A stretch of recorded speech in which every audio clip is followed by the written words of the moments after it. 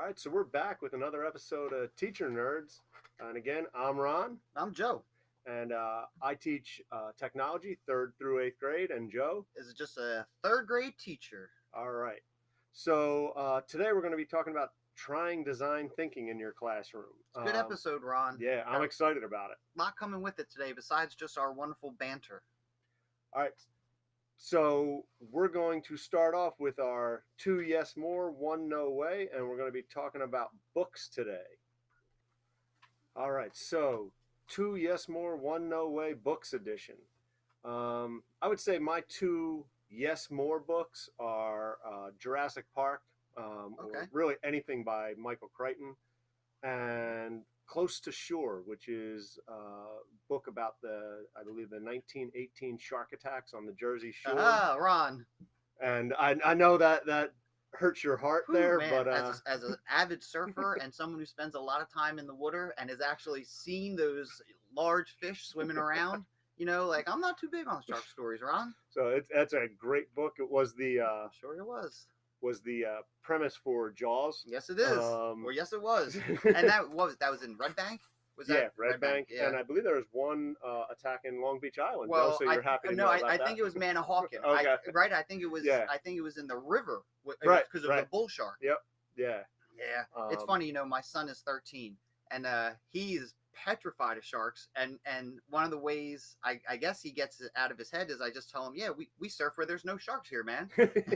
So right now, at 13, that's still working. That's great. I'll send him an edition of that book. Oh, I'm sure he'll love to read it. My one no way, and I've tried my hardest, has to be the Lord of the Rings series. Okay. I've tried, and Harry Potter as well. Like I've tried those, but just they're not for me. No, and Ron, I agree because where I'm going with my books is it's the complete opposite genre, of where you went. Right. Okay. And I don't know if I should say this, but I am definitely more of an editorial person. Like Right. I like smaller articles. I have a hard time sitting there and I have a hard time sitting there for a long time and reading and those types of novels and The Hobbit. Right. Yeah. I think I made it through my entire K through 12 career and never read a book cover to cover.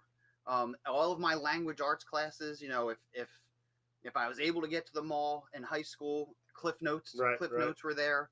I remember in grade school having to give a book report, and I was on the one side of the classroom, teacher started on the other side, and I remember reading the back cover of the book. Yep. And this was in, I think, 6th grade, and I remember giving my book report just from reading.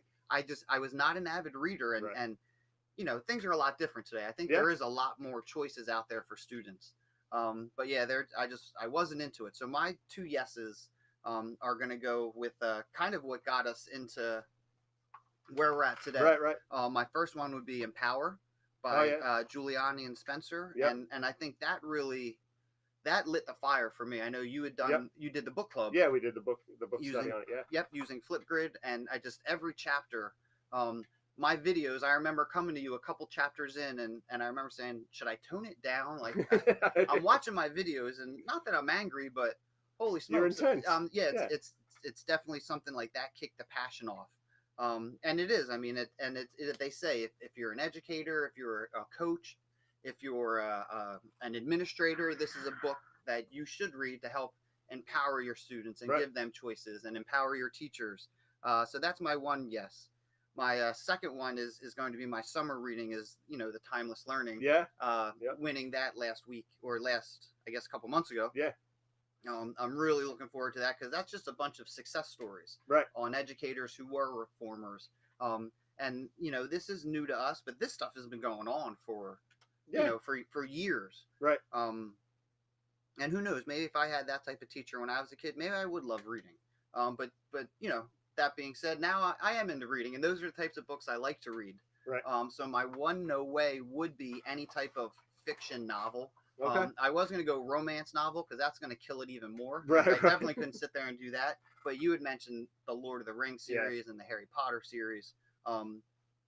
We see kids reading them, and the first time I tried to read The Hobbit, I had a 3rd grade student who was interested in it, and his reading level was up there. So him and I read it, and man, it was a struggle. Yeah. And it's just there's so much going on, and those are always hard for me to follow. And I guess that's why choice in reading so important for kids today. Most and You have to find what you like. and that's it. Those free reading times, Right. reading to enjoy a book, that's important to foster at a young age. Yeah. So by the time they are growing up, and there's a whole nother world out there. Yeah. It's just nonfiction's my way to go. All right. So let's get into our topic today about try and design thinking. And Yeah. I mean, it is new, relatively new to both of us. I mean, maybe in the past 2 years we've kind of delved in and dabbled a little bit. I know for me, Glenn Robbins from Tabernacle, kind of seeing what he was doing got me interested. Following Kevin Jarrett from Firewalker Consulting got me into it. And again, starting off reading things like Empower and Launch. Yeah, they helped. Well, And then I've gone deeper because of all that. Yeah, and, absolutely. And for me, all of that stuff, and it all stemmed from you and eventually Twitter. Right. With you saying, "Yo, check this out," Yep. and it's great because you focus on human-centered design. Right. And I forget where I read it, but they said it's your world was designed by humans. Right. Yeah. And the one thing you want to try and get across to the kids is the way it's going to be improved upon is by humans. Yeah. And that's it. So I mean that, for some people who may not know what design thinking is, it at its most basic level, that's it. It's human-centered design, taking the user of whether it's a product or an experience or a service, and kind of knowing what they need and want. And sometimes they don't know what they need or want. Well, I like it's empathizing, right? And it's not just looking, going, "Oh, I feel bad for you." It's not right. sympathizing. It's saying, exactly. "Oh, that stinks. Let me see what I can do." Right. And there's an actually really great video on YouTube. I'll have to get the link in it. Yeah. As a teacher of third graders, like I want to make this concept easy for them to start to understand. Right. And it's a guy in the bottom of a hole. It's a fox, and he's like, and he shouts out, "Help! I'm stuck. I'm afraid, and I don't feel too good about this." Okay. And a hippo comes by, and he pops his head down. He goes, that stinks. And he's just sitting there watching, and then an antelope pops along, and he comes down the ladder, and the pig at the bottom explains, his story, and the antelope says, "I feel so bad for you, and I don't even know what to say, but I'm so glad you told me. Right. Can I give you a hug?" And and I'm like, you know what? This is a pretty good, I think an 8-year-old can understand. Exactly. Yeah. Like, I don't know what I can do for you, but let me start with a hug. Right. So not just saying, "Oh, that stinks," but that stinks, and let me see what I can do to help. Right. And then isn't that the kind of person you want in the world? Yeah. I mean, that's what we need. And and just designing is great. Like there are times where it is, you just need to design something to, fix something that you're working on, or, design a tool that you need. Right. It's real world application. Right. But if you're missing that human centeredness, then it's not design thinking. It's just designing, which is perfectly fine. Most definitely. And I think that's a lot of my first projects were just that. Right. Yeah. And you can have both. And as I think you get more comfortable with things, right, you start to expand. Yeah. Yeah. So, I mean, what do you think? Why, we kind of just touched on it a little bit. Why design thinking is important in education? I mean, I think the students need a safe place to try something and fail, and for it not to work. Right. And then they start to realize, okay, this didn't work. So instead of pouting about it, and instead of crying about it, instead of asking someone else to fix it, do it or help them. You think you problem solve. Right. I tried this didn't work. Let me try this. Let me reach out and see if anyone else has had this problem. So then all of a sudden these personal communication skills start to get developed. And you get that collaboration between students. And it's a safe place to fail. Right. And learning to work and be successful from your failures. Right. I think it also, when you start to look at what other people need, it puts things on a different level where you start to, think about things in a different way, and not just be so narcissistic isn't the right self-centered. Self-centered, narcissistic, and kids, I think you you start out that way because you have to be that way, Most right? Like definitely. it's Well, survival is to be someone's taking narcissistic, care of you the right? whole time. It's all about Exactly. I'm hungry. What Right. can I have to eat? I'm tired. Right. You know, it's you're getting your needs met by other people. Right. Yeah. So I mean, this design thinking, you let them go out and kind of see what other people need, watch people, observe, take some notes, and then start to design specifically for that person. Um, I you love know, the things you do with the interviews. right. Where being Yep. interviewed by 4 or 5 students, and one person is asking you questions and writing responses, Yep. and someone else is looking at the person who's answering the questions' faces and writing down facial And that's expressions. so important because sometimes what they say is so different than the expression on their face. You can see the real excitement or the sadness in their face. And I have people in groups, and one is their job is to just observe the person and take notes on their observations of Yeah. their physical what's going on. So let's talk about some of the experiences we had Okay. with design thinking. I think we first started last year with a paper house experiment Christmas for time. Christmas Yeah. time, and Santa's house was destroyed by severe weather, which coincided with our science unit. Perfect. And then we just started to build off that. And it was great because the kids had these great ideas, and we started early in the morning, and by lunchtime, there's 4 and 5 foot structures erected that are falling, and Right. and one student in specific was, we went to recess, she was crying, she was bawling, and the kids are coming up because she had the tallest structure. It was great. We built houses out of newspaper, Right. Yeah. and she had the best house, and her team was talking them up, and the other classmates were talking her up, and it collapsed, and so did she. Right. And she walked the perimeter of our baseball field and softball field and the basketball court out back with the hood up, just stomped it out. And she came in from recess, ate lunch, and came back into the classroom. And at the end of the day, she didn't have the tallest structure, but she learned I can't go up high. Right. I just, with newspaper, I'm not going to have that Right. It's not support. going to work. So Yeah. instead of being 4 or 5 foot high, she ended up making it about 4 foot wide. The kids were able to they were crawl inside. it. Yeah. So Yep. it was, just that experience in and of itself. Right. And one of her teammates wasn't crying.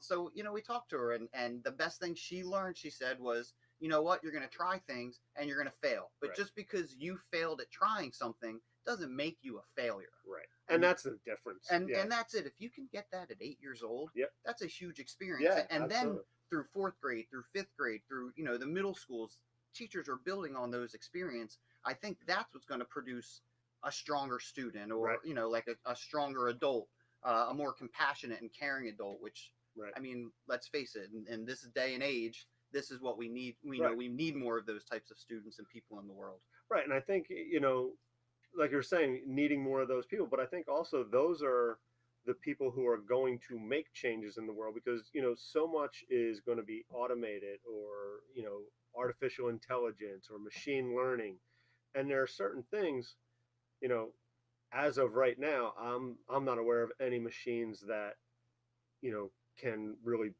have empathy, right? So Right. like we're helping these kids develop these skills that machines might not be able to be taking over, which some of the other things machines can do it. Well, How many times I don't even know if I'm talking to a machine on the phone on a or phone, not. if you go into McDonald's now, Right.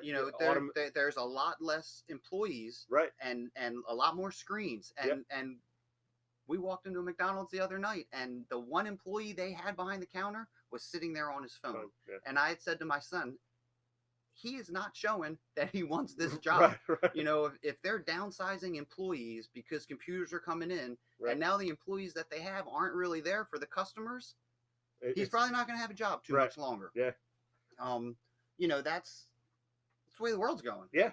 And that's why I think the design thinking and just the thought process behind it is so important. One of the experiences I had recently was one of our coworkers injured her finger. I mean, I think almost cut the tip off, and she's been dealing with that.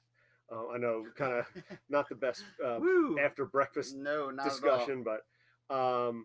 I got a weak stomach too, Ron. So she was in the nurse's office washing the wound, and one of a fifth grade student was in there and saw her and saw the injury, and told her she hoped it would heal, and but she said if not, I think in technology class we could probably design something to help you, do some everyday tasks, if your finger's not going to be better, which, you know it was awesome to get that email from that was Miss England. Okay. To get that email from her to say, hey, you're touching the lives of these students, and this is what's happening. That's awesome. Yeah, And she's a great kid. She was in yeah, our class last year. She's yeah, got a huge heart. huge heart and super creative. And that's so and she's a fourth grader this year. So So she's fourth grade. she's Yeah, 9 or 10 years yeah, old. yeah. And that's the thing. I mean, you hear all these stories about about just adults doing good things for people, Right. and yes, they're using computers, and yes, they're using technology, but it's the human side of it that notices Exactly. something needs to happen here, Right. that something needs to change, and it's the humans that are kickstarting that change. Right. Yeah, and that's it's pretty cool. That's awesome. Well, today, is May 3rd, Right. so it's You have the day before International Star Wars Yeah. Day, May the 4th, and we're going to be doing some design thinking for some Star Wars characters today. And I know you did this last year. We and I did know it was a last year, hit. and you and I had created some empathy cards, Yep. and not that people don't know all about Star Wars, but just to have a little something to Yeah. build off of. Yeah. And we're not able to go interview Chewbacca, especially now. Did you hear the news? Yeah, I know. Ooh, man, yeah, that's heavy. Yeah. But you can't get to those characters, so now we have little biographies on the Right. characters, and the one is Han Solo got the Millennium Falcon repossessed, Repossessed. and that's great. And we had Chewie's satchel in the Millennium Falcon, so now Han needs a new ship, ship, yeah. to a cargo type ship like the Millennium Falcon that could do the Kessel Run and real quick. And Chewie needs another satchel. So Right. those are just two of the cards that we have in there, and we have Princess Leia for the ladies, and the girls do. They love to make the outfits Right. for a combat fighter like Princess Leia Right, or yeah, yeah. Organa. And it's just really cool to see. And this year we're going to add the use of Flipgrid, Oh, that's awesome. so they Yep. can start to talk about this is the problem. This is who I'm designing for. This is Right. why. This is the problem I had, and this is how I overcame this problem. And hopefully, they're going to get the choice. This is a really great experience, or this sucked and I hated doing this. Right. And I'm Well, so it's- frustrated. But I think that's good too, because there comes to a point where you have to know when do you abandon something. Right. Yeah. Like when do you? Yeah. when do you Sometimes you got to cut bait. You have to, Yeah. because you don't want to bang your head against the wall Right. forever and ever, because then that's just going to defeat you as a person. Yeah. So there are times when, and it's a great lesson to learn, when do you dump it? It's a huge one, because I think, for me, that was a lesson I had to learn as a teacher. Sometimes you're in the middle of doing a lesson and it just, how you planned it to go, or what you thought was going to get the kids learning something is not working. And, I did try and push it and push it and push through, instead of just saying, halfway through, You know I what? need to cut bait, Yep. regroup, and try and figure out another way to get this point across. And I think that's what's so fun about teaching, is that Yeah. spontaneity. Yeah, yeah. Being able to see something's not working and having to change it on the fly. Like I enjoyed working in front of a crowd. I liked Right. talking to people and making Yeah. people laugh. And it's almost like, as a teacher, you're kind of a stand-up comedian. Yeah, you have to be you have to sometimes. keep Yeah. a room full of Right. 8 and 9-year-old kids for me, and for you even worse, middle school kids. Right. Holy smokes! You have to keep their attention. You Yep. have to keep them engaged. Yeah. So there's got to be a lot of interaction there. Yep. And like, design thinking is a great way to do that. And yeah, I mean, because that's the thing. Like in my classes, a lot of times, the thing that I think warms my heart the most is when I'm saying, hey, we got 3-4 minutes to cleanup time, and I hear people saying, Right. Yeah. we just got in here. Like, how did that time go so fast? I mean, and that's it. When you have a 7th or 8th grader, like, not dreading, Well, know? the footwear thing you did yesterday, Yeah, and the girl that did the sea turtles. Yep. And no joke, I just watched a video about plastic Yeah, in yeah, the yeah. ocean, Yep. and this sea turtle, which are awesome creatures. yeah, they're amazing. These good Samaritans in a boat saw this thing struggling, and they pulled this straw out, and it was a push to go, I guess, to relieve plastic, and Right. there's paper straws out there now. Yeah. And it just, being in the water all the time, I have a thing for, I hate surfing and finding trash in the water, Right. Oh, and yeah, I seeing, can't even imagine. granted, I don't like when I see sharks out there, but we're in their world, so Absolutely. and I enjoy being in their world. Right. It's a respect thing. Thanks for letting me come in here. Yeah. Please don't eat me. So it's people like that say, hey, there seems to be a problem out there. Let me help. Right. Waves for Water. John Rose is a surfer who was traveling and scoring these great waves and living this awesome lifestyle, and realizing all the places that he was going to, these third world countries, needed water desperately. And, Right. and actually, I think it was after a hurricane or a superstorm. He noticed there was a need for this, and now, I think he's provided water for thousands of countries, which is an awesome Right. experience. That's amazing. And not for anything, he's doing things he loves. Right. He's getting to surf and help out help and people. help someone else. Yeah. So I saw that video, and then I saw your tweet, and I'm like, Yep. this is why you do this stuff. Yeah. So there's people out there, people have a good heart, and Yeah. hopefully things will change. Yeah, and so speaking of that project, so what the students had to do was they had to design footwear. It had to be a pair of shoes or slides or anything, and they had to make it to bring attention to a cause or a charity, and they had to have one of the teammates was going to be the model for the shoes and have to wear them and talk about comfort. And so I decided on Wednesday, today's Friday, the project's due today, but on Wednesday I decided, I'm going to give you bonus points if you wear those shoes second period during my class, third period, fourth period, and you show me those shoes at lunch that you're still wearing them and they held up, your team gets 10 bonus points. Nice. Now, there are going to be some clown shoes walking around the hallways, but they're awesome. I had one group did for autism awareness, and they have the autism symbol on it. One has a pair of pink fuzzy. Oh man. They're shoes. They're not slippers.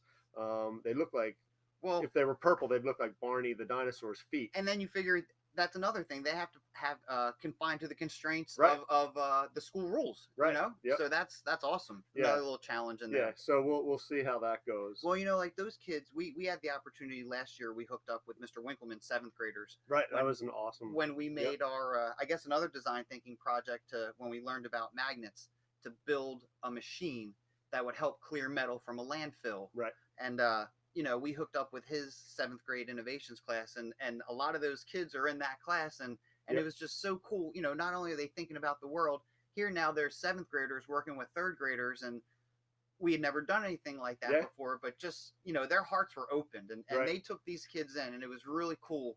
The girl specifically that made the turtle shoes, I remember her specifically, and just talking to the kids and using Flipgrid and saying, that's right, because they were going back and sending forth, the kids messages, because we couldn't go down there every day. I mean, we had to, we have everything we have to do. So that was a really cool experience, and that's it. You start doing those things, and they do open their hearts up, and it's a really cool experience. It's really cool to see, and it's really cool to see you foster that, to get to see the whole school and do it. Well, and that's it. Because not every teacher has grasped on yet, because it's kind of scary, and if you don't know how to introduce it, if you don't know how to bring it into the classroom, it is foreign. And it can be a little, I guess a little scary, the making part, especially because it gets messy, and where am I going to store this, and what are what if things don't work out, and what kind of mess am I going to make? It's going to be messy. Things aren't going to work out. And then that brings it back to you have to be able to manipulate, and you have to be able to work on your feet. Right. And I think it's going to be cool when students that you have in 3rd grade, who already have this idea of empathy and design thinking, when they get up into grades with me in 6th, 7th, and 8th grade, where they are doing a lot more making in the classroom. It's going to be huge. I can't wait to see what projects we come up with. I mean, Tom, it's already happening, right? The kids we had last year in 3rd grade are now in 4th grade. Like the one little girl in particular, and our buddy Chase, what he's doing with things. I mean, it's unreal to see these kids that might not have success in school to now all of a sudden be rock stars. Right. Yeah. And I think so. I guess we can talk about, like, how do you introduce design thinking to kids, and there are some kind of games out there, but they're geared, I think, for a little bit of an older audience. But I think your Star Wars design thinking cards are great. We're going to be in connection with this episode, we're going to be throwing out our design thinking ebook.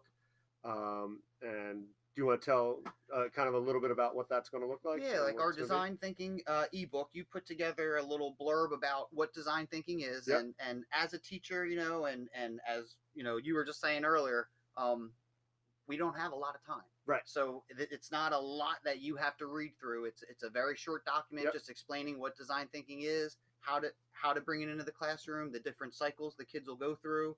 But what I think is the best part and what makes it so helpful is the empathy cards that we have attached to it. Exactly. Yep.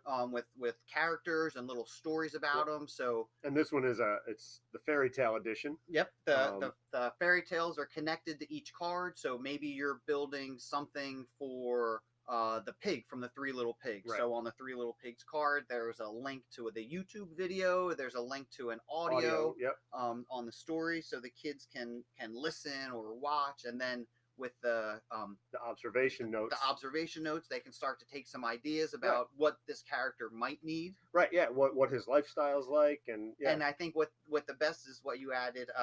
The task cards, at the end. What are you going to design for this character? Yeah, and we have things like designing a new toy or a piece of clothing or a costume. And I think at first, right, you let the kids decide which character do you want, what do you want to make for them, and then maybe switch it up a notch, like you were saying. You number things, you get an automatic number generator, and now it's we have a link to that in the book. And now it's more of a challenge where you might not want to for this character, but this is a challenge aspect. Right. To you might not want to design a vehicle for the gingerbread boy, but that's what you came up with, and that's what he needs, and that's what you have to go with. Right. And use what you've done before in the past on things that you were into, and now apply, because when you get into the real world and you have a job, whether or not you like that project in front of you or not, I think what you do, like, if you want to live your lifestyle, then and a lot of times the boss won't say, hey, what do you feel about this problem? Because no one cares what you feel at that point. And they just want, what's the problem? How are you going to solve it? Right.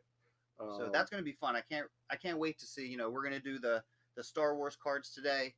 Next week, our principal, during our high stakes testing week, during the afternoon, Mrs. Horner had said we can, if other teachers want to, we're going to try out these design thinking cards on our students. Yep. And making sessions in the afternoon. In the afternoon, we'll start off with the fairy tales, because that's where we're at in our writing unit now. We're perfect. Drafting fairy tale adaptations. Okay.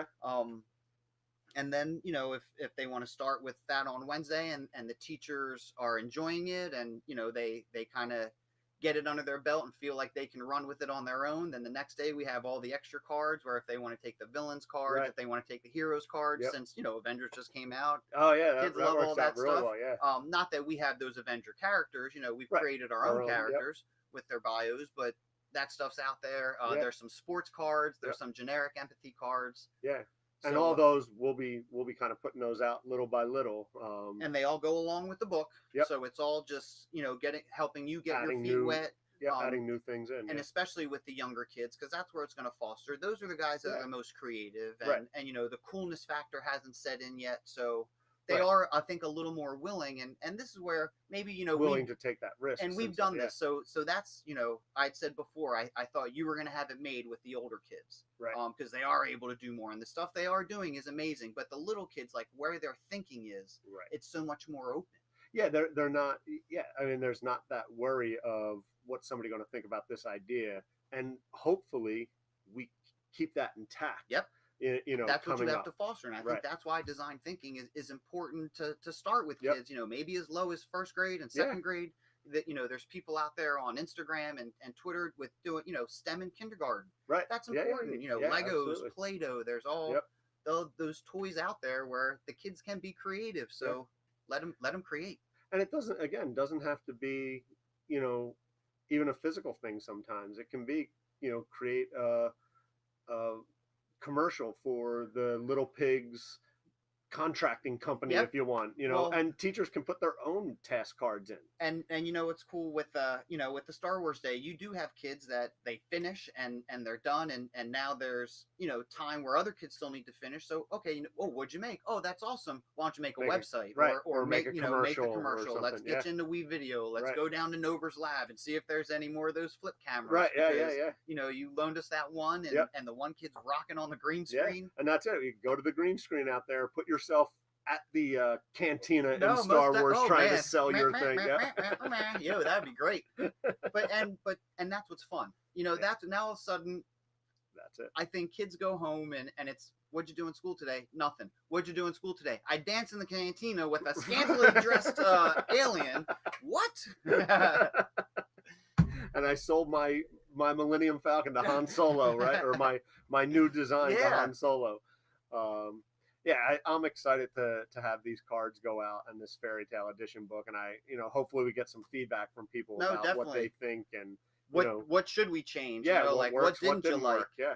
And then to see those pictures, tweet us out at teachernerds.com or teachernerds.com or on or Twitter. hashtag teachernerds. Yeah, absolutely. And check out our website, teachernerds.com. Yeah, maybe we'll throw some of those pictures up there if you send them. Yeah, absolutely. That'd be awesome. All right, so another great episode, I think. I want to wrap it up. Yeah. And again, I'm Ron Nober. I'm Joe DiPaolo. And we are Teacher Teacher Nerds. Woo! Another 30. Holy crap. Oops. So we'll stop recording.